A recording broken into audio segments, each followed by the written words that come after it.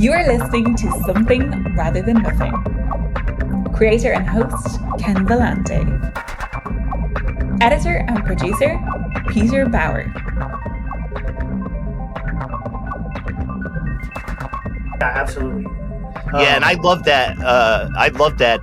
Service industry work that you've done. Can you tell us a little bit about that was a little while back for you, but tell us a little bit about it.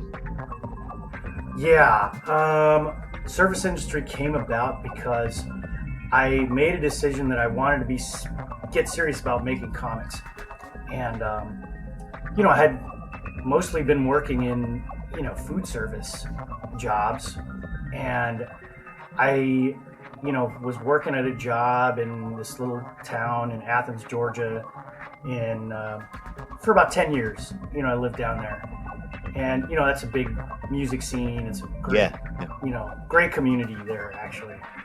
Very much a little oasis in the Deep South, and it was a lot of cool stuff happening there, and I wanted to make comics. I actually went down there. I was interested in comics, but then I decided to get serious about it. And I went to the newspaper, Flagpole magazine, and, went to Pete McCommons, the editor, and said, "Hey, I'm interested in doing a comic strip." He said, "Bring me 4 weeks worth of work." And so I did. I cranked out 4 strips, big strips, and brought them to them. And they were like, "Okay, get it in here every Wednesday. We'll pay you weekly." And I just started doing it. And I was like, well, what I wanted to do was figure out my storytelling, how storytelling worked for me.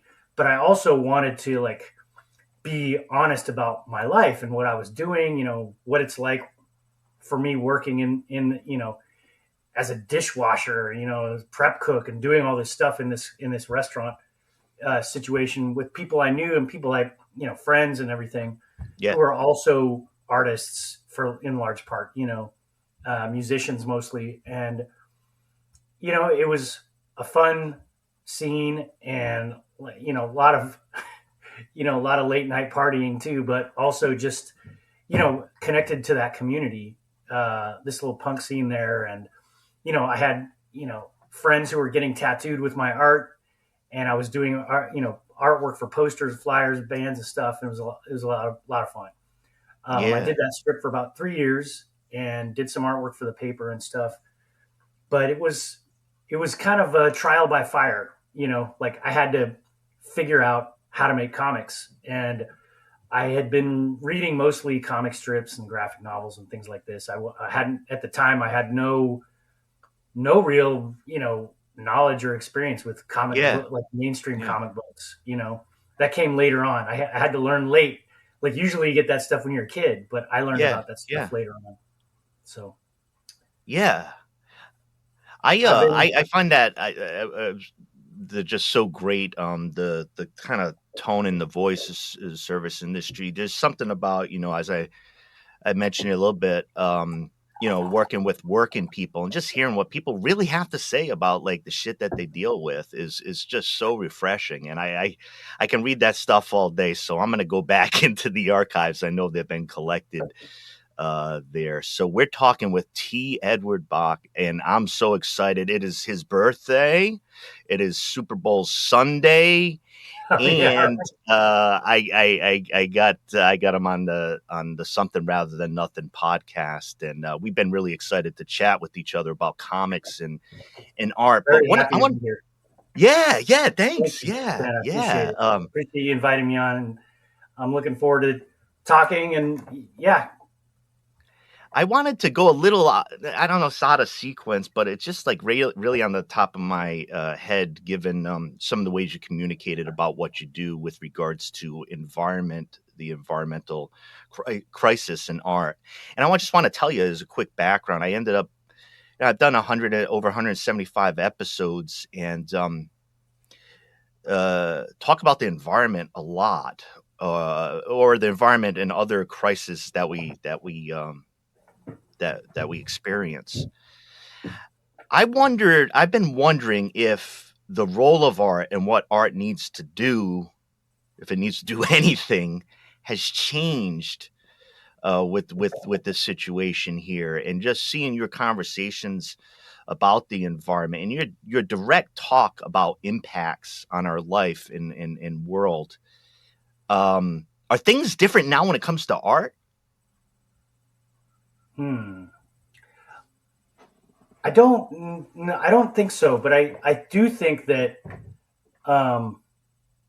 there's more. I think what I've noticed is that there might be a little more awareness and effort among artists to address some of this stuff. I think, a lot of times, comics, I'll just talk about comics really. Yeah.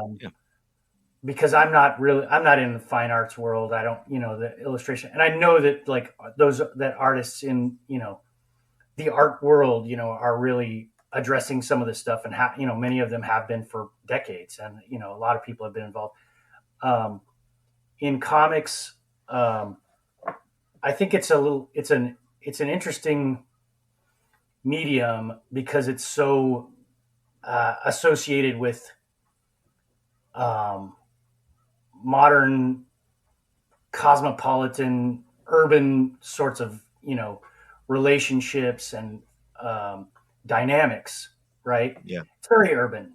Came up in newspapers and pulp digests, things like this.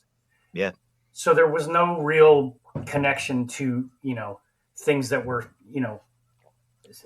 environmentally related, really in any terms, for the most part. There's things like Mark Trail in the comics, daily newspaper strips, right? And over time, you've seen things emerge. But I think now, lately, there's more. There are people who are paying more attention to it. There are artists who are more interested in it, and artists who are interested in addressing it. So I feel like I'm sort of answering the question there, but yeah. Well, and it's one of the things that I've asked the question, and we'll explore this a little bit with the other answers, but it's kind of that backdrop for me is, I think, how we think about responding, how artists may respond or not respond to whether it's environmental or political crisis or things that we feel right now.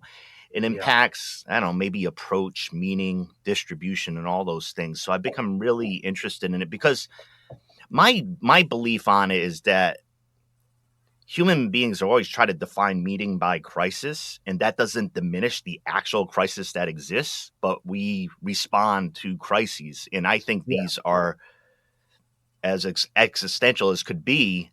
And I think the role of art, like it's just squishing in or something, like where responses are necessary. So I've been really thinking a lot about this one. I think there's a great example in, Rachel Carson, right? And like her impact and how that like affected, policy even, eventually. Sure, with Silent Spring, right? Yeah. Yeah.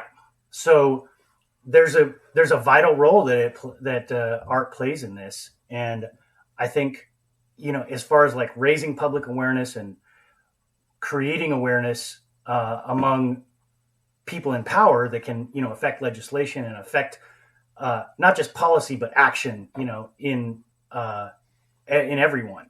Right. And it's a tricky situation. There's a lot of,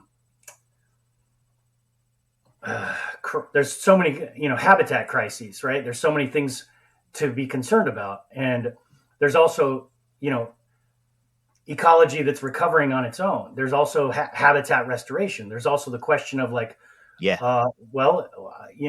stewardship, ecologically ethical? Like what, how much? Like, it's an interesting issue. And, to me, the real vital thing is paying attention to what's happening. But I also really try to avoid alarmist perspectives in my work. I'm really interested in like the ecology itself and what's happening. I'm not oblivious to, things that may seem to me not working. Yeah, right.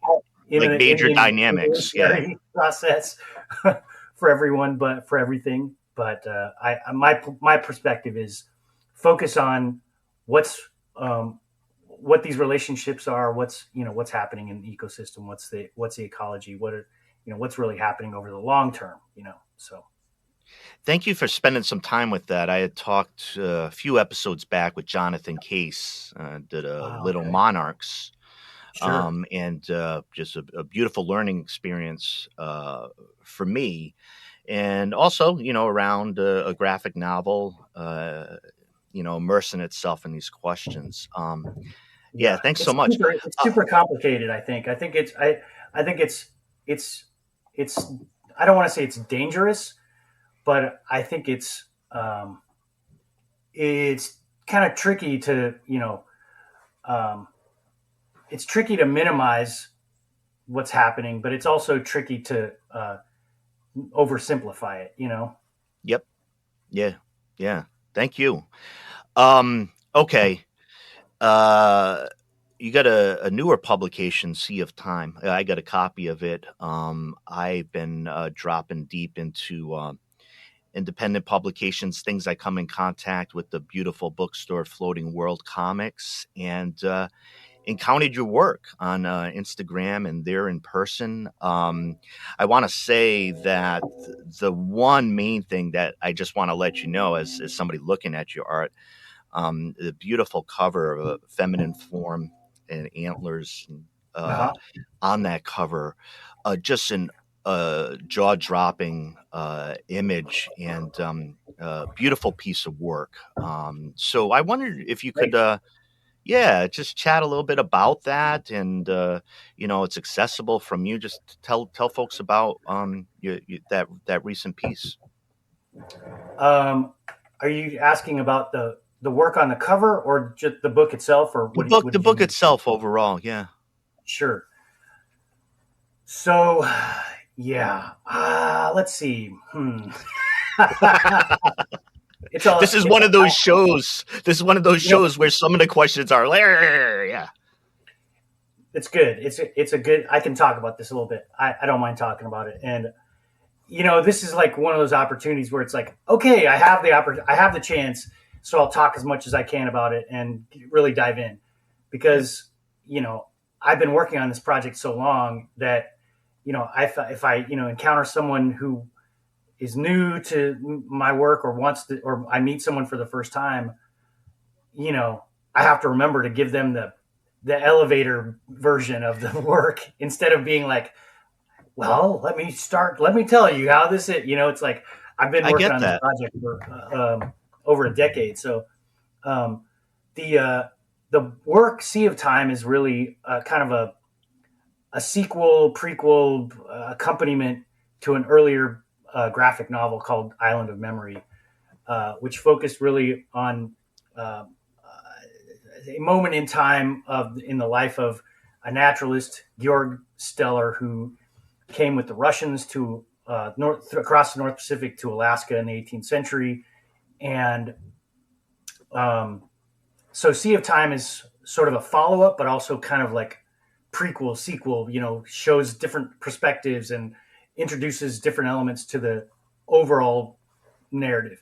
Now I'm working on more Sea of Time chapters, but also the bookend Island of Memory sort of bookends the entire project. So there's another Island of Memory that will be at the end, and they'll just sort of like be, like I said, a bookend.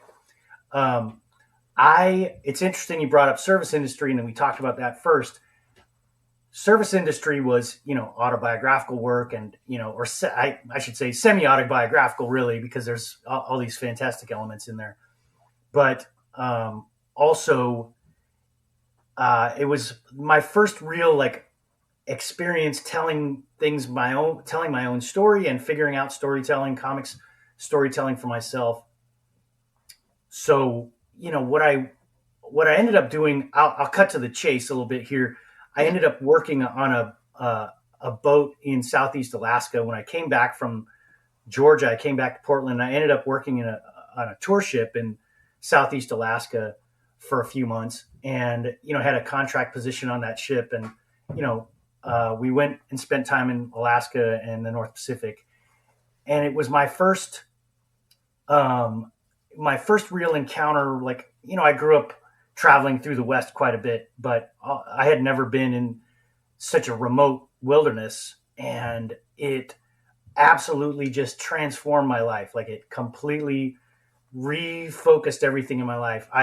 When I got out there, my goal was, I wanted to save some money. I wanted to work, save some money, see some wilderness, nature, get in that. Yeah. Because I had worked a little on a boat before previously, and I had, wanted to get back to it. I had a friend who had been doing it for a while too. So I went up there expecting to do some, like a work that was sort of service industry-ish. It was going to be like, hey, I'm doing this service industry thing on this boat because I got a job as a steward, right? Yeah. So I got up there, and honestly, like, I was just, I can't even like begin to tell you what it's like there. It's like, we were surrounded by wildlife constantly. I'm not kidding. Every day it's just whales, orcas, Dall's porpoises. There's bears on the shore. There's wolves out there. Wow. Moose it's constant. Sea lions up there. And it was just unreal and mind blowing, to be, my first day I come up, on deck, and it's like, there's humpback whales, like right next to us, just, So wow, it sounds fantastical in the scope of it as you're describing. It sounds fantastical and magic. Yeah. It was unreal.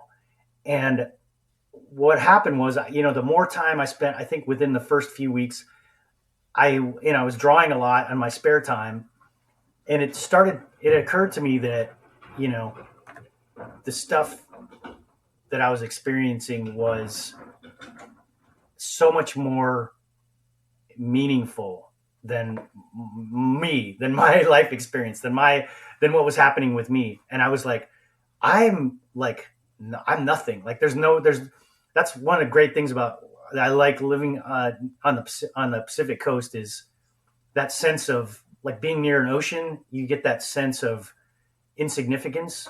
And I think people need that. I really need it, because I have my ego can get, pretty. I need the same type of thing, that much bigger thing. Yeah, sure. Yeah. I think everyone needs it. And when I was out there, I definitely got it. And I was like, you know what? My story is not important. What's more important is like what's happening here. Among, I was like, we spent time in this Tlingit community. There was Haida and Tlingit art everywhere, Athabascan, Kwakwakawakwa, and got, to see all this and some of this culture on the coast, and how that's connected to, coastal ecology, and not to mention just the coastal, and forest succession that's happening because they're so close to the glaciation out there. And it was just constant, phenomenal. And I was like, you know what? I'm totally insignificant. Like, me doing this service industry story out here is just ridiculous. Like, I don't want to do that. I want to talk about like what's happening in nature. I want to talk about it's just this complete what's happening like in this other stuff. But I knew I needed that human element there. And I'd heard about this story about the second Kamchatka expedition. What I heard about first was the St. Paul. There were two ships that left from Kamchatka in this expedition. I heard about the St. Paul, which was commanded by a Russian sea captain named Kerouac, and they got to what is essentially Sitka now, and lost men there. So I heard about that story first. Yeah. And then reading more, there was actually, books on the boat that I worked on that were, addressed and talked about Stellar. I started reading about Georg Stellar, the naturalist, the botanist. And from there, I was like, here's the story that I want to tell, and here's what I want to learn about. So I did. I started like working on this project that was about Stellar's experience and his connection to the indigenous populations that he encountered and spent time with in Kamchatka, and that the expedition encountered in the North Pacific, the Aleutian Islands. So what I did was I ended up going back to school. I went back to school for environmental studies, and I was working on this project, learning more about, habitat ecology and things like this, and environmental systems in the Pacific Northwest, really. But I was interested in Alaska, so I ended up kind of raising money to do a little drawing expedition, and went back to Alaska, and then went out to the Aleutian Islands to do some research out there, and spent a few weeks out there, and then came back on the ferry and met an Unangan family on the way back, and connected with them, and then reconnected with them later, and decided, this is the perspective that needs to be addressed and balanced out with this Russian history, this imperial history, is the history of these people who were impacted by this Russian exploration and this expedition, and the impact on the ecology, obviously. Yeah. So in a nutshell, that's Sea of Time begins to address that stuff. And then as the chapters progress more and more, and some of this work will actually be translated into Unangam Tunu.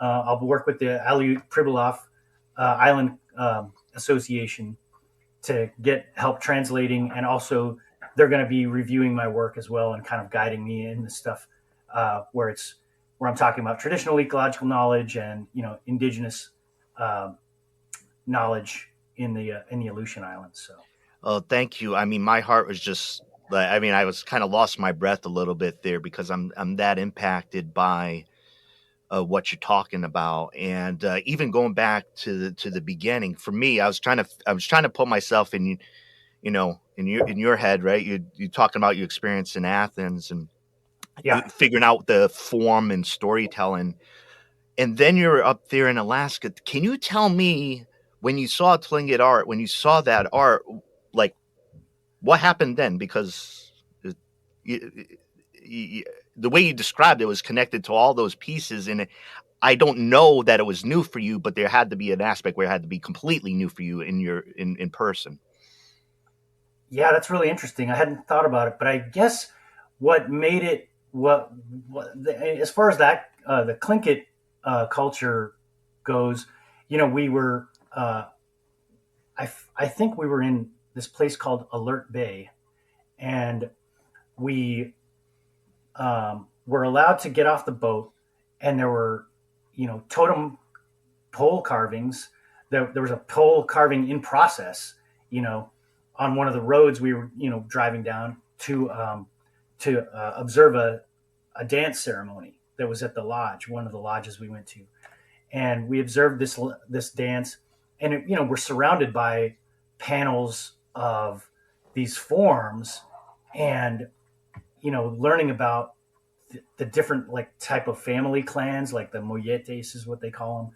And it's so interesting the way those clans are established, and they're associated with wolf, with raven, and whale.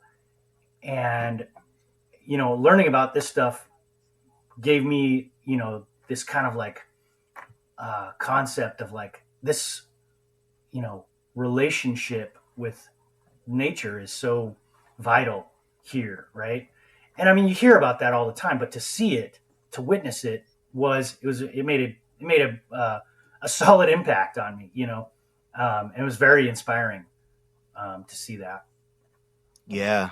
Well, and thanks for sharing that, because, and I was also the part that lifted my heart, and hearing you talk about it, of course, was the language, and you working with the language and translation, because I've in doing this podcast, I've spoken with indigenous creators, probably 18 or so, representing more than 20 nations, and I'm curious, and I want to learn in the depth of the language, or in the understanding the language with the Lashutsi and Umatilla tribes.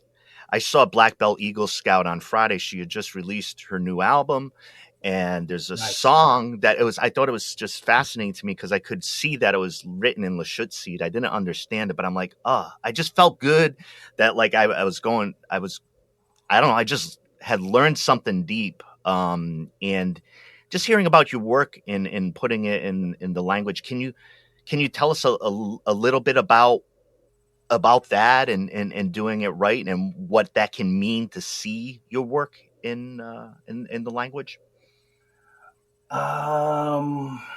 It's interesting because we haven't started working on any of the translation yet. Sure. I So we'll know find out, huh? yeah, I will. I'll have to find out. And the thing is, I'll have to, the Tlingit stuff is probably not going to be part of this book, but Unangan culture will be. And Unangan people are, primarily the, population that we associate. That when Americans or, Canadians or, people say that they're talking about the Aleutians and they talk about Aleut people. Aleut is really a word that comes from a Russian description, and those people don't call themselves Aleut. They call themselves Unangan. And then that's actually like more of a broad term because there's different communities on different islands that have different associations. But Unangam Tunu is a language that is spoken by quite a few people in the Aleutians, which is sparsely populated, but still has a range of different cultural dynamics using this, using a similar language. So I'll work with the Aleut Pribilof Island Association to get some guidance on cultural accuracy and representation. But I've also been interviewing an Unangan woman who I've become friends with, and she's the head of the Aleut Marine Mammal Commission. So she's also like provided me with a lot of like insight and like really great conversations about what life is like now. So that's going to be that's a perspective that will be in Sea of Time, like what it's like now versus like deep time, mythic time, like stories that come from like whoever, they're still relevant. Yeah. And then like what happened during the expedition, and now like what's life like today, just to emphasize that continuum, and that to make sure that these communities are still thriving. They still are still there. They still have this relationship with the nature in the North Pacific. They have a relation. They still have a relationship with the Russian, exploration that took place in the North Pacific. Yeah, well, and thank you for that. I gotta tell you, we're talking with T. Edward Bak, and thank you for spending the time in talking about some of the process pieces in your experience too. It really adds a lot. Adds a lot for me. I want to say one other thing. Of course, I was extremely fortunate. I was invited to participate in a comics convention in St. Petersburg, Russia, and when I went out there, went to St. Petersburg, and managed to visit the ethnographic museum, and was able to see some of the stuff that some of the objects that came back from the expedition, but also saw some of the Imperial Academy, offices that had been preserved. So it's like I get to use all this historical material to represent all kinds of different aspects of this expedition and this part of history, and show how this is still ecologically relevant, right? Because that's the idea. It's all ecologically relevant. Ecologically, it's still vital and important. And I think, to me, one of the things I want with this project is, to sort of heal that rift between nature and human beings, which I think is that's like the most important thing right now, for everyone. So to me, this work is like sort of a picture story medicine, you know? Yeah, I well, I think there's certain aspects of this we can end up talking again, because I was going to start talking about. I've never been to St. Petersburg, but I'm deep into Russian literature, Oh, nice. and yeah, and I've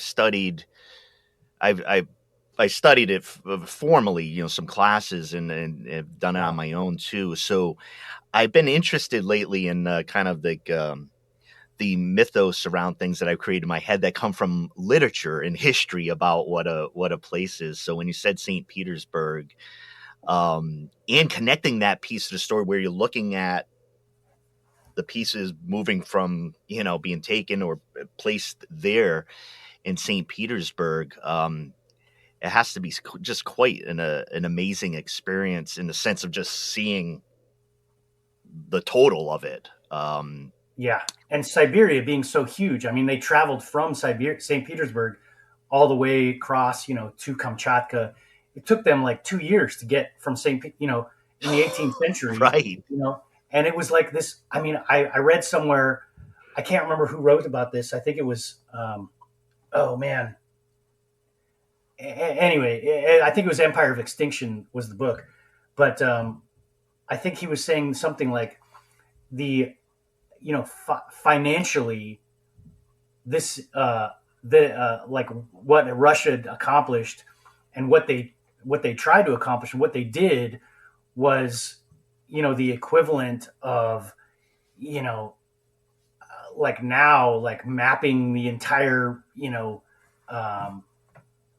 like North American continent, every river, every, Yeah. forest, every mountain range, like now it would be just like the equivalent of that for what they did, and all the money they spent, just to get across Siberia and the North Pacific and exploring just a little section of, at first in 1741, just a tiny little section.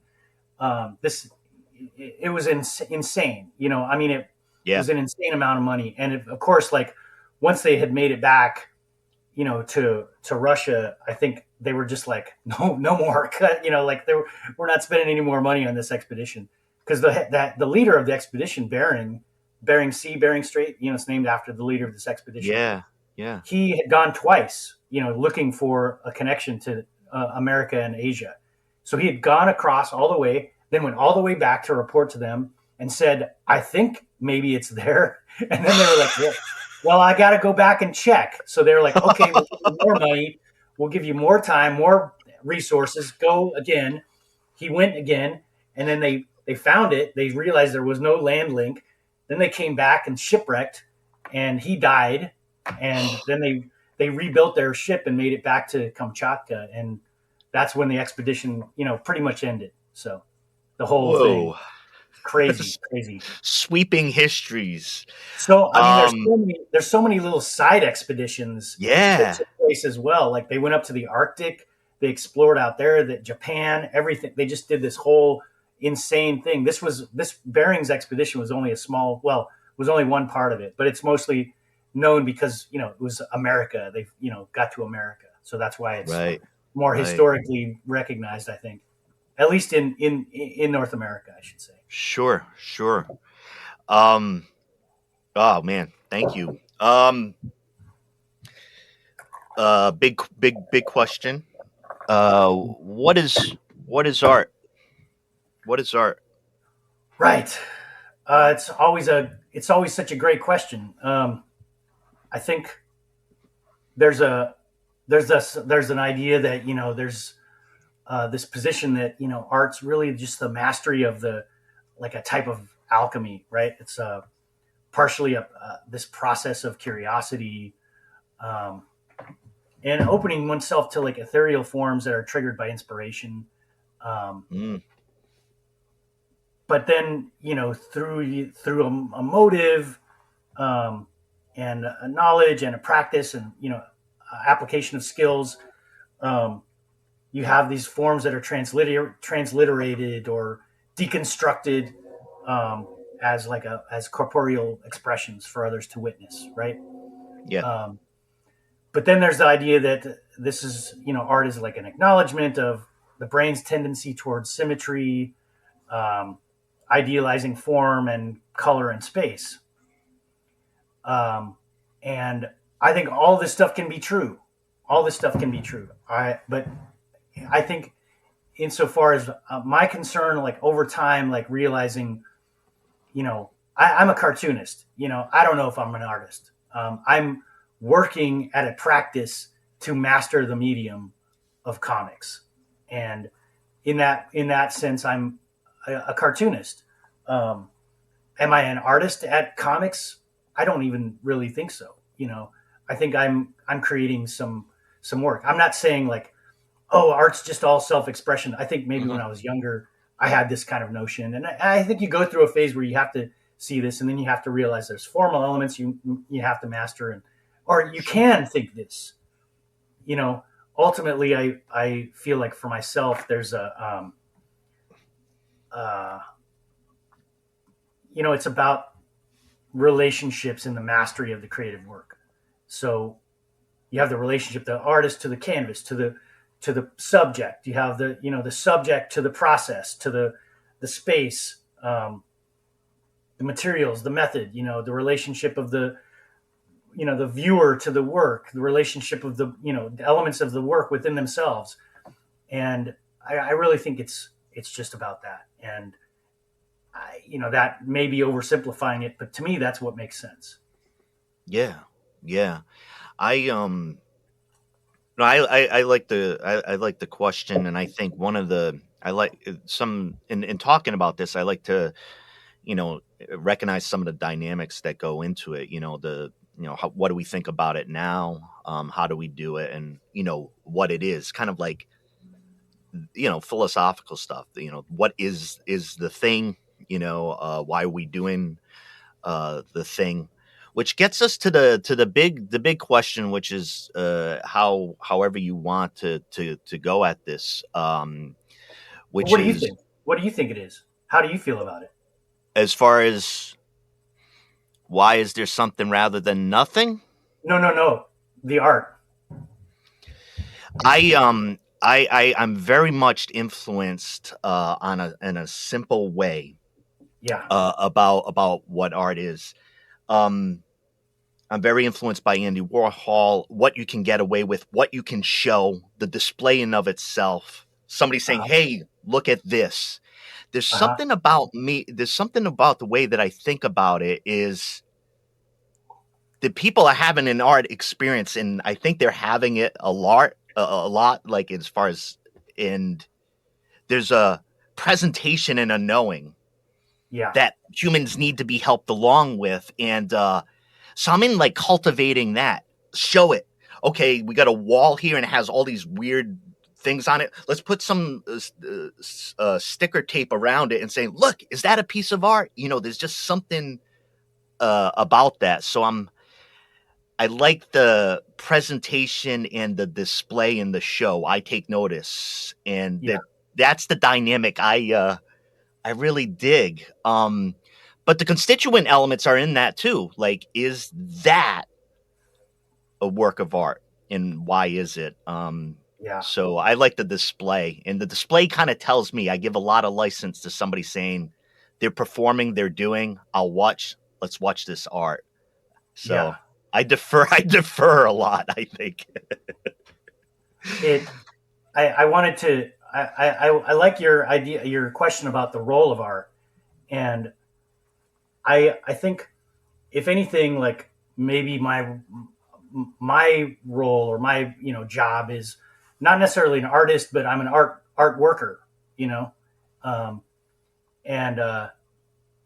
so the role for the art is, and for the artist, is sort of inducing forms which demonstrate a potential to sort of unconfound human experience for those who encounter it, right? Mm-hmm.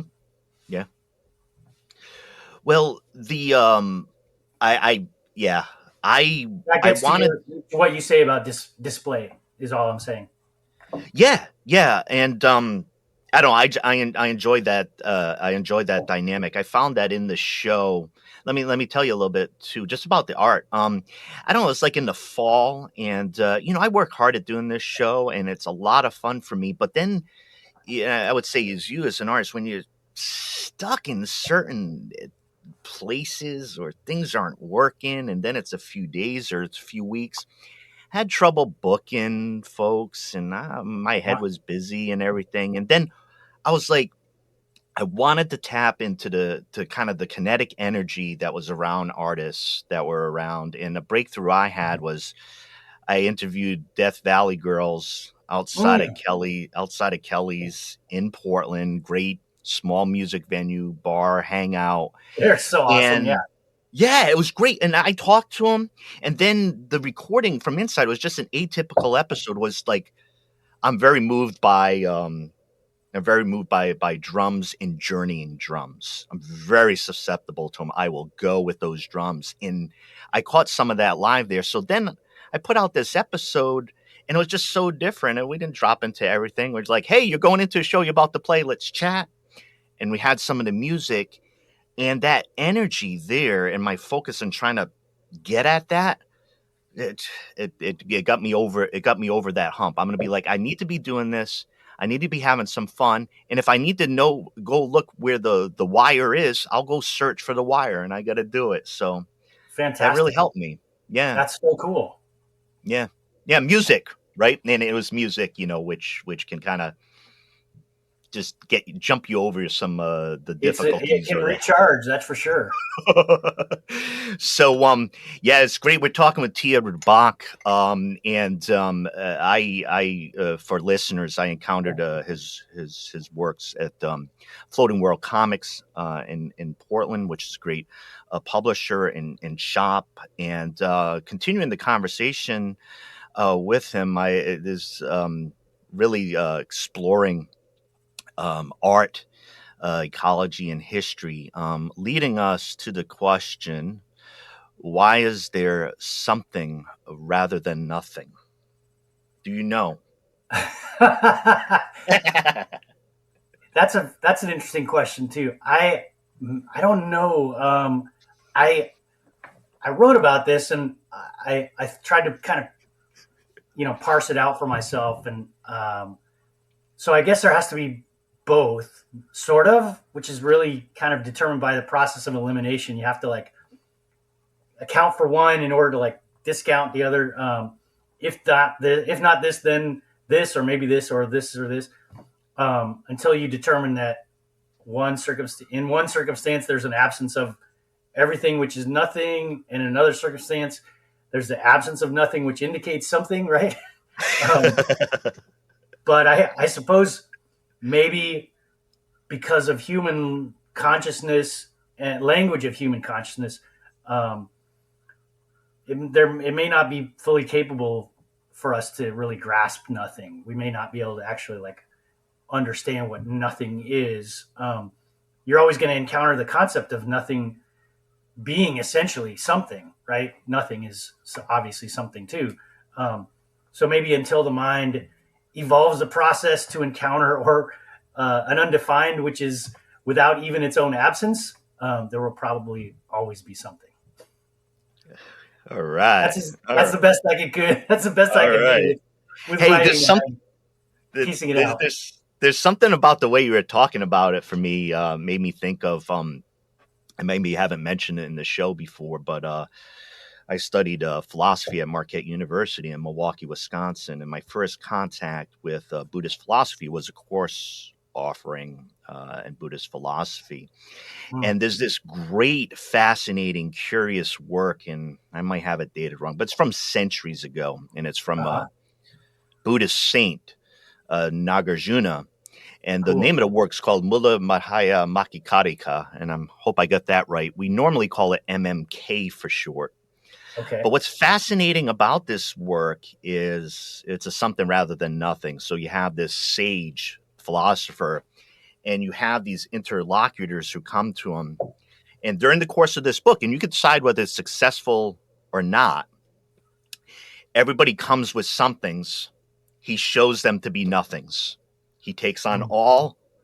And so it's within the subtle point within Buddhist philosophy is there's flashy things. We see all these type of things, but the thinginess all underneath, get your hands on it. And it's a great exercise because everybody's coming to him, hey, this is surely something. And I'm paraphrasing, of course, but this is surely something. And he'd be like, it's a logical, kind of practical treatise. And it isn't just within the tradition. It isn't just for mental exercise. It's soteriological in the sense of this analysis can help you lead to your salvation if you believe it to be so. You can get away from the somethings and the other things and experiencing life as a flow. So if Nagarjuna was successful, the MMK for short, I just love that dynamic, and I really loved your answer. And you prompted me to think about Nagarjuna, which I hadn't in a little while. I think, I read something that I go back to constantly is Zen Mind, Beginner's Mind. Shunryu Suzuki. Yeah, I read that, and I constantly go back to that. Like I can just open it up, and it's like, oh, this is like addressing exactly what's going on with me. And so I know that there's a, a concept, or I don't want to say maybe concept is a better idea. Concept of presence, right? Yep. Being present. If you're present now, you're here with what you are and everything that's going on. Like everything else that's something that's bombarding you, something over here, it's nothing because you're just present, right? You're just present with what you are now. And if you're, relaxed in that moment and you're just like letting it be, then that something is nothing, but it's also, you're something, but not really. No, I think, I mean, I love the discussion. I think, and I asked the question too, as a, like a significant philosophical question, but I also understand that within that, even defining concepts, something or nothing, because if you look at nothing from maybe the Buddhist tradition, nothing isn't any big deal at all. It ain't a big deal versus the idea, which is important. Is this a nihilism? Is there a nothing? Is there a vacuum? It's all, and that's scary as shit for humans. So it's like, what is it? What is it that's the nothing and the something? And I think the joy and the reclamation within, you mentioned Zen Mind, Beginner's Mind by Suzuki. I think that's one of the greatest books ever written. I'm glad you referred to it, and I'm going to remember to refer to it because I remember reading it and it was like breathing. And I'm not saying I understood it all or I practiced it all, but I'm like, there is some clarity and wisdom that was just right within there. It's a good touchstone. Thanks for bringing it up again. Oh yeah. I love it. I need to read more. I have a good friend who's, Buddhist who like recommends things all the time. So he'll even send me books sometimes. And like, I'll look at that stuff and I'll be like, well, this is good, but it's like, it's not Zen Mind, Beginner's Mind. Yeah. So I'll go back to that. But well, I need to expand my reading on that a little bit more and open my mind to a little bit more. But thanks for mentioning the MMK. Yeah, what I think we can do is maybe put a little bit of a list in the show notes for this show, because it's really a great kind of fertile area. And I've approached this question as some of the bigger things from Thomas Merton, who was a monk, but also understood Buddhism, in my opinion, almost better than anybody I've come in contact with. A holy man, a Christian holy man. He's Catholic. And, the Jesuit, and I believe it was a Benedictine. I could have that wrong, but with Merton, Merton and Suzuki also talked, and what I found beautiful about that conversation, and I'll share this too, is that these were two folks jostling, and they're jostling in territory. And I thought they were both very close to the truth and just playing in that area. Like, that's all I needed. It wasn't, I put the book down and walk away. It's not that. It was like, I think they're near the sun or something.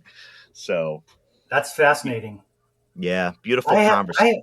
I feel like I've always been sort of I was raised Catholic, and like I got away from it, and I felt like I was always kind of seeking on my own. And I remember at some point, before I sort of walked away from all that stuff, I remember feeling like, well, making art, making drawings, I should say, making drawings to me it was so much a part of my like daily life, like so much part of my, like a ritual for me. When I was much younger, I thought, oh, it's like, for me, this is what prayer really is. Like, this is really what this is, making it. And, I got away from that idea, but like over time, I've sort of re-examined that and feel like there's this definitely like a spiritual element that I'm seeking and like maybe even trying to connect with or portray in the work. And like you mentioned, this cover of Sea of Time with this deer goddess, which is a real thing in Siberia, ancient. It comes from a book called the Ancient or Ecology of Belief, the Ancient Deer Goddess the Deer Goddess of Ancient Siberia by Esther Jacobson, and she talks about the continuum of this, through Neolithic times, through like early present times, where it's like this prevalent deer goddess that appears in different forms throughout Siberia, throughout this part of Asia, Northern Asia. And I thought, this is what, in a way, this is what Stellar is experiencing, right? For me, I felt like the experience that I had in nature in the Alaskan wilderness was, for lack of a better term, a spiritual experience. Like, it was something where I was no longer distinct from the natural environment. I was not like, I was aware of how, not when, but that, and how I would be subsumed back into this and reintegrated and, regurgitated, or, all this stuff was I felt very connected and very much part of the cycle of everything. And that's what was so like overwhelming and made me feel like, okay, me as a, this ego, individual self is not really the story here, So it is completely the story, but it's not the story. It's it's exactly. Yeah. And I would say, I appreciate your comments too, because on the, I think the show, or maybe a lot of the conversations, I think a lot of people do feel a spiritual longing. I grew up Roman Catholic, have a very unique relationship with that. And actually, one of my touchstones to understand myself truly has been Jack Kerouac, who grew up in New England, Milltown. I grew up in Pawtucket, Rhode Island. And of course, Kerouac was up in Lowell, Massachusetts. And I have a lot of Quebecois, French Canadian background. And I encountered Kerouac very late, because there's caricatures of who Kerouac is, which some are his own doing and otherwise. But grew up Roman Catholic, didn't even speak English, spoke a dialect of French as a first language, then French, then English, complete Roman Catholic. And but when he went on his journey out west, as you might be familiar with, of coming in contact with the Dharma, I wrote a book, Some of the Dharma, the Scripture of the Golden Eternity. And if you look at it, it feels a little bit, for the outsider, a little bit foofy, like a little bit strange. But this was a deep spiritual writing in him exploring the wisdom of Zen. And of course, before he died, and, it's a long story and all that, he was attracted back to Catholic ghosts and saints and Mother Mary comforting his pain. and Jesus Christ taken away. I mean, that's how it happened for him. But I believe, like, from my background, at least saying, like, I can understand all of that, his journey. So for me, I've taken a lot of heed in kind of like looking at some of his interactions with, just with that dynamic between Roman Catholicism and, you're in darkness. Yeah. Well, yeah. Your light just turned off. I mean, I was just making a joke. Hey, we got to tell the folks, the listeners, this. Nobody saw this, but we're talking about Kerouac here, and we're talking, I don't know, maybe mystical stuff. The sun lamp, which probably Todd T. Edward Bak and I use to survive, or at least I do, turned off during that discussion. And I know you were wondering whether. So, Kerouac. I just wanted to jump in on that and what you're talking Dharma about. Gums is probably one of my favorite books. I Absolutely started reading that stuff, and I don't know if you know this, but Not a Place to Visit. I don't know if I sent you that book. That's a little collection of. Oh, you didn't even know about that book, maybe. I didn't. So that book is a collection of illustrated essays, like comics essays about different environmental crossroads and ecological crossroads, cultural crossroads in Oregon, like YM, people on the Columbia River, the Salton Sea in California, fracking in Colorado, some family stuff in Colorado. So I did this little book. The name of it is Not a Place to Visit, which comes from a Gary Snyder poem. So definitely some Beat influence. And, like when I lived in Athens, I was definitely very enamored of Beat writers and Bukowski and all those guys too. And Henry Miller, especially like later on too. So I was definitely into that stuff much more when I was younger, but I still value a lot of that writing. Kerouac is really a brilliant mind. So I do. I think for me, just talking about my reaction to it, it's punk as fuck. Always been. And sure. And I think people get caught up. And when I I encountered Kerouac and I was in my 20s, and it was in an academic setting. And I felt like all my classmates were like tired of life already. Like they had all these formalistic arguments that they had been taught that Kerouac was not, good enough, or it was, they had really strong opinions. And I experienced and say, look at the friggin' energy in this, man. This shit's bringing me to life. And that's me. I'm not saying everybody has to be that way, but I'm like, are you looking at the same book I am? Yeah. I think that group is, understandably criticized, but also some of it is too easily dismissed. But it is also it's the 21st century. Like it's time to like examine other work, other writers, and Oh, absolutely, and absolutely, grow from all that stuff too. So, but absolutely. That whole phenomenon, in that era is, definitely always going to be a part of that the literature, right? So, yeah.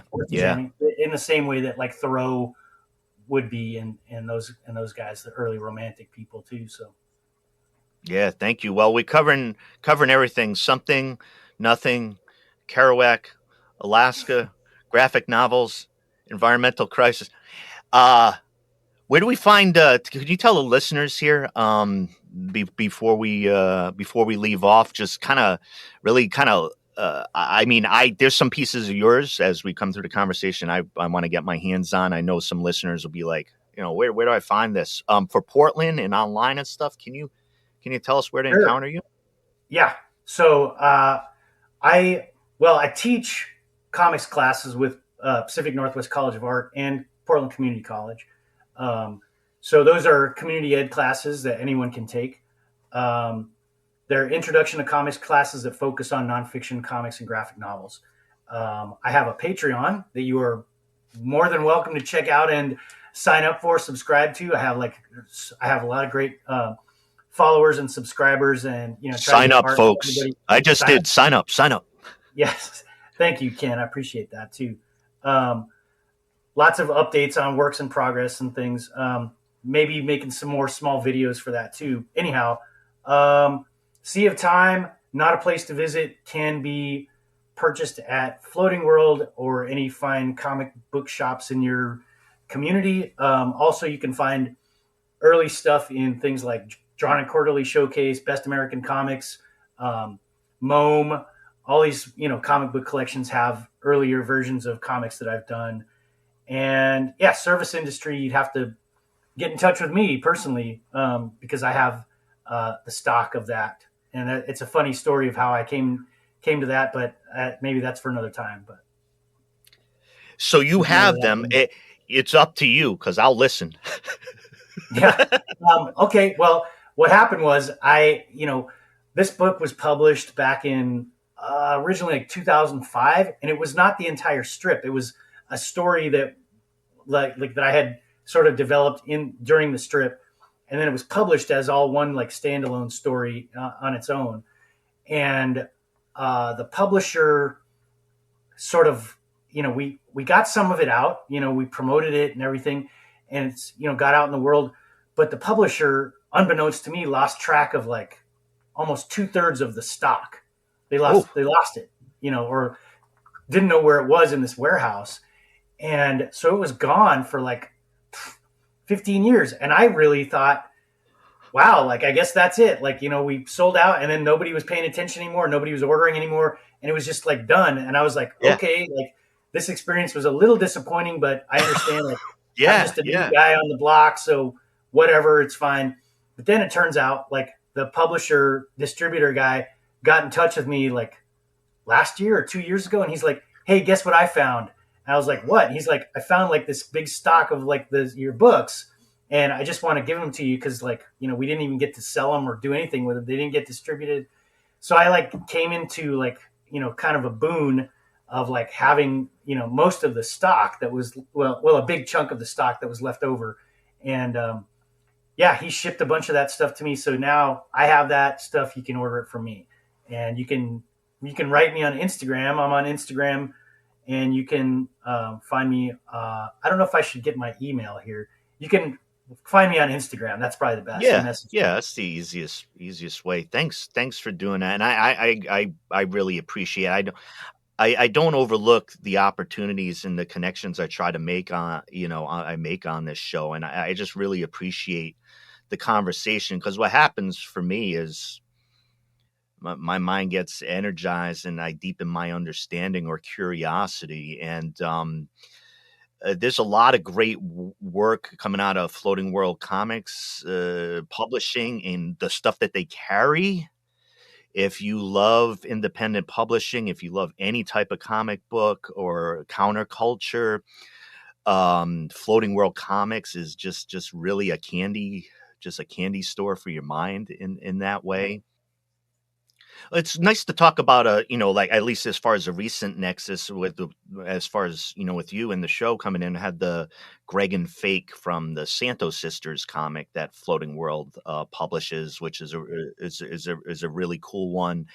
And I even recorded Something Rather Than Nothing podcast episode just within the mall, but down away past Floating World with Marouche Mazmayan.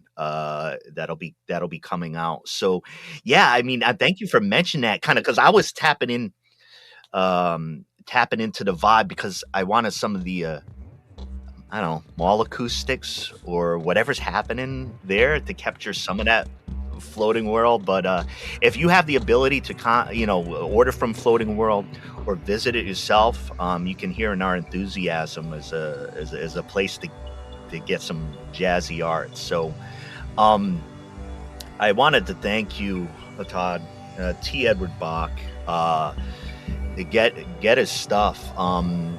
Incredible conversation with you, and got me thinking about a lot of things.